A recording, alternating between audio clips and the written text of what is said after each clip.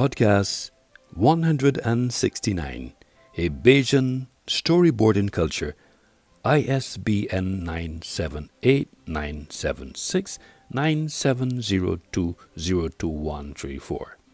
At the outset, let me state for the record that I am not an ontologist, ethnographer, nor anthropologist, but I am a Bajan author, licensed cultural media arts practitioner, researcher, and documentarian who occupy the precincts of academia as a doctoral student.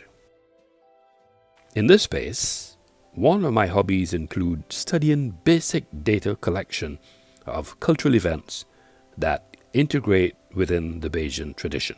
What is uniquely interesting, my findings usually illuminate my knowledge of the existence in thinking. It excites my intellectual passions, and during the research, I've digitized visuals as captured and framed with my lenses in sight on a storyboard.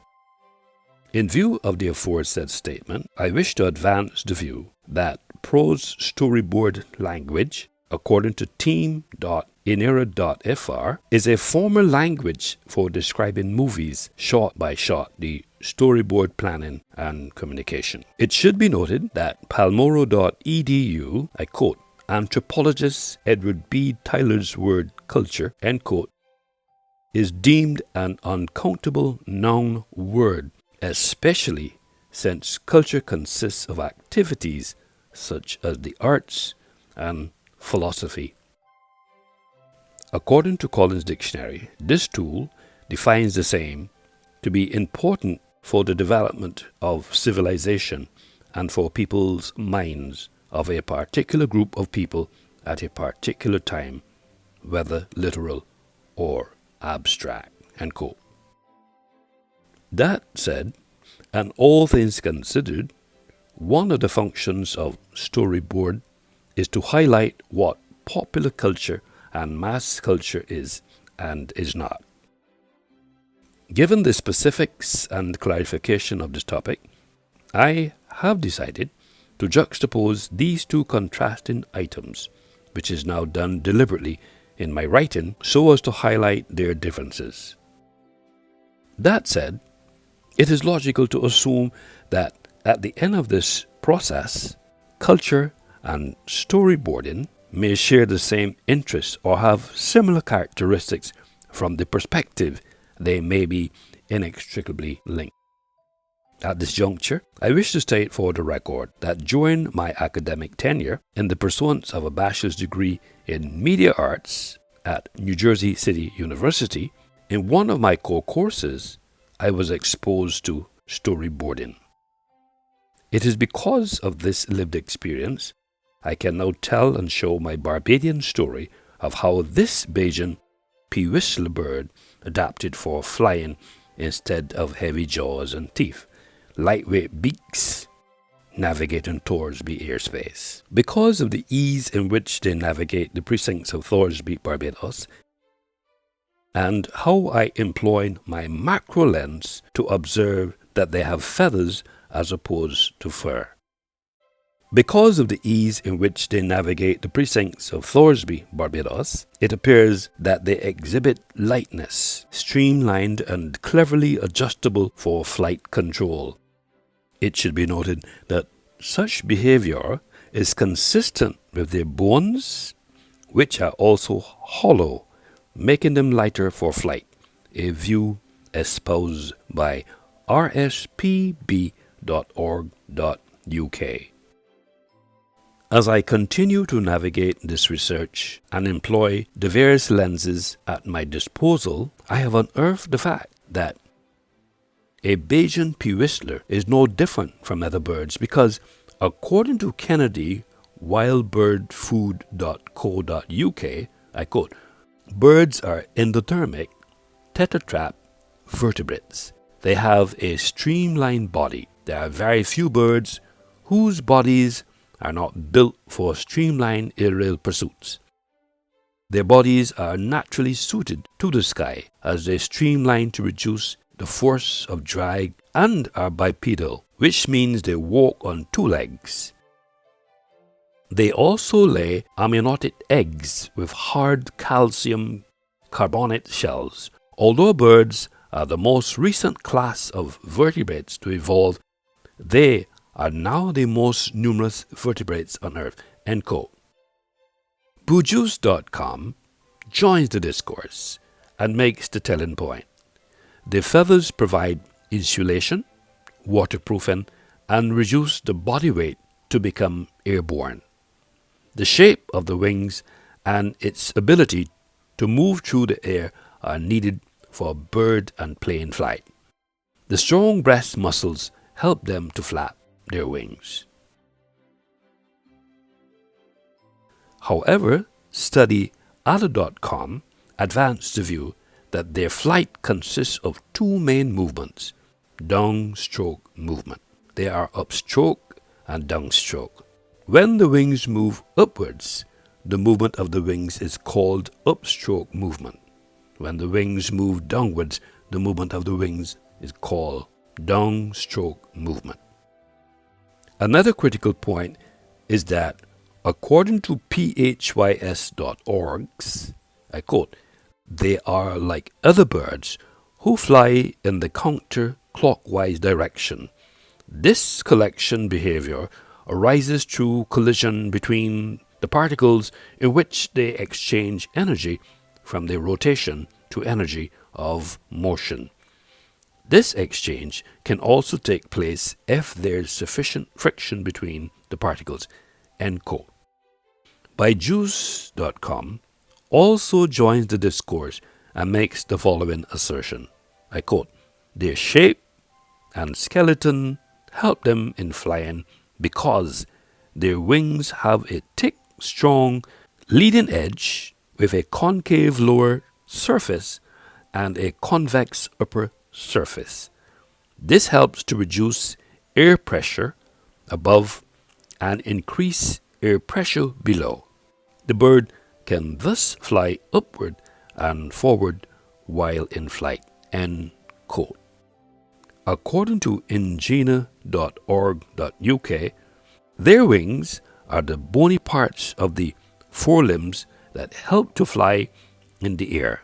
During flight, birds move their wings at a slight angle that deflects the air downwards, so that air flows faster over the wing than underneath.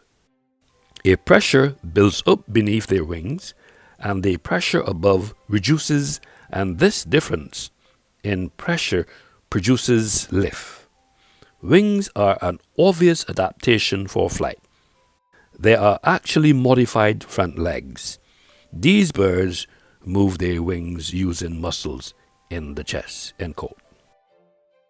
According to science.com, I quote, these muscles are quite large, making up as much as 35% of a bird's body weight. The tail allows birds to have the wings needed for efficient cruising and high-speed flight. At the same time, the tail can be spread at low speeds or during turns to reduce induced drag. A case in point, according to Kennedy wildbirdfood.co.uk, I quote, you may have seen them glide through the air like it's the most effortless thing in the world.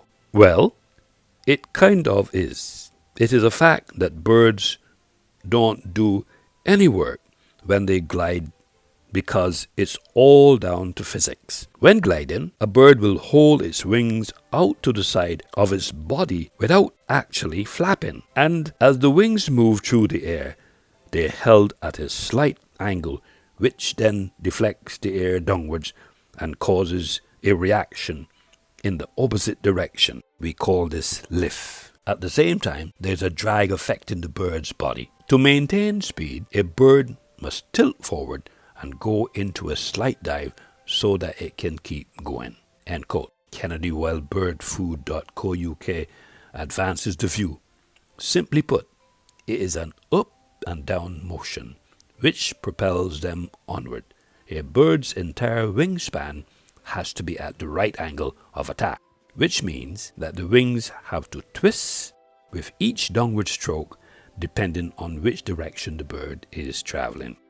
Now that I have contextualized the delightful variations among birds, especially the Bajan pea whistler, which certainly fascinated my intellectual curiosity, I was inspired to employ this storyboard as a tool, since in this conversation it comported itself as a lens, which was used to tell and show my story of the Bajan pea whistler in flight in this podcast titled A Bajan Storyboarding Culture. Throughout this research, as a student of film, I will confess that storyboarding is an incredibly powerful tool for visual communication. This is one of the reasons why I employed storyboarding, which acts like a text because it provides scope for Bajans and, by extension, all global citizens, especially ontologists, who, like me,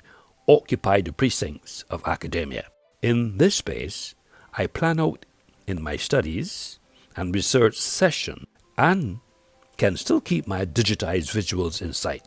This view is corroborated by the Seattle Times. In addition, according to wikipedia.org, I quote, "There is one advantage of using storyboards is that it allows in film and business the user to experiment with changes in the storyline to evoke stronger reaction or interest. Flashbacks, for instance, are often the result of sorting storyboards out of chronological order to help build suspense and interest. Another benefit of storyboarding is that the production can plan the movie in advance.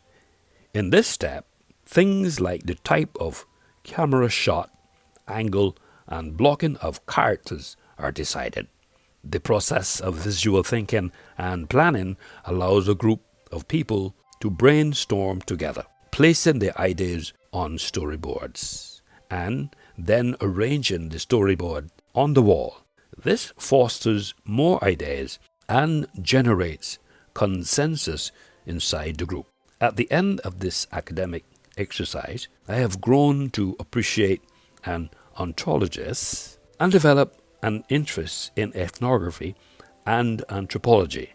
As a Bajan author, licensed cultural media practitioner, researcher, and documentarian, as a global citizen who is presently occupying the precincts of academia as a doctoral student. This lived experience gave me the opportunity to study basic data I collated of cultural events that integrate within the Bajan tradition, especially the Bajan pea whistler. What is uniquely interesting, my findings usually illuminate my knowledge of the existence in thinking and excite my intellectual passions during the navigational process of this research. I've digitized the visuals as captured and framed with my lenses as a student of film insight on a storyboard. In closing, as a Bajan author, licensed cultural media arts practitioner, researcher, and documentarian